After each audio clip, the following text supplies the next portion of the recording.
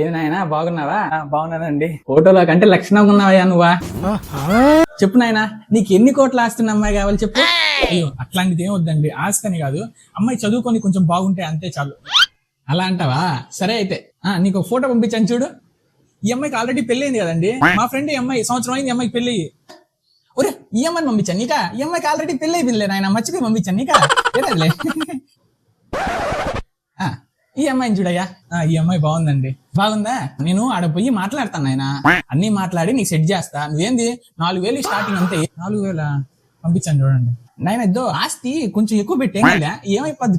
ఎవరు ఏం కాదు, ఎవరు చూడరా ఎన్ని. ఆస్తి ఏం మార్చకండి, ఎంత ఉందో అలాగే పెట్టండి. వద్దా? సర్లే, డేట్ ఆఫ్ బర్త్ కొంచెం తగ్గించి పెట్టేసి ఏం కాదు. నువ్వు చూడడానికి కూడా అట్టుండాలయ్యా, బాగుంటావా, అందంగా ఉంటావు, చిన్న పిల్లలా కనిపిస్తున్నావు, ఏం కాదులే, ఒక 4 సంవత్సరాలు తగ్గించి పెట్టు. వద్దు, దాంట్లో ఎంత ఉందో అంతే పెట్టండి, ఏం మార్చకండి. 7,000 నాయన చెప్పా కదా, చూపులు పెడితే 7,000 అని చెప్పా. తీసుకొచ్చా చూపులు, నీకు 7,000 ఇవ్వాలి కదా.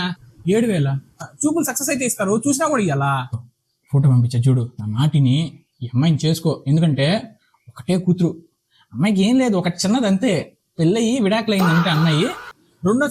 గమ్ము ఉండండి మీరు, ఏంది మీరు? ఏం లేదు, 4 నెలలు అంతే అయ్యి విడాకులు అయిపోయింది. అమ్మాయి బాగుంటదయ్యా, పెళ్లి చేసుకో, ఉద్యోగం చేస్తుంది, ఒక 7-8 కోట్లు నాయన పెడతారు నీకు. 7 కోట్లు ఆస్తుంటే నన్నేం చేసుకోమంటారు? అట్లాంటి నాకేం వద్దు. అంటే అట్ట ఇప్పుడు ఎవరు చేసుకోవట్లేదు చెప్పు, అందరు చేసుకుంటున్నారు రెండో పెళ్లి. ఏం కాదు నాయన, చేసుకోవచ్చు. నీకు గమ్ము చెప్తున్నా, నెత్తిని పెట్టి చూసుకుంటారు వాళ్ళు.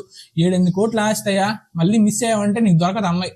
మీకు దండం, మీరు ఫస్ట్ వెళ్ళిపోండి, ఇవన్నీ చేయొద్దు స్వామి. మీలాంటి వాళ్ళు ఉంటే ఇంకా అయిపోయినట్టే నా పని.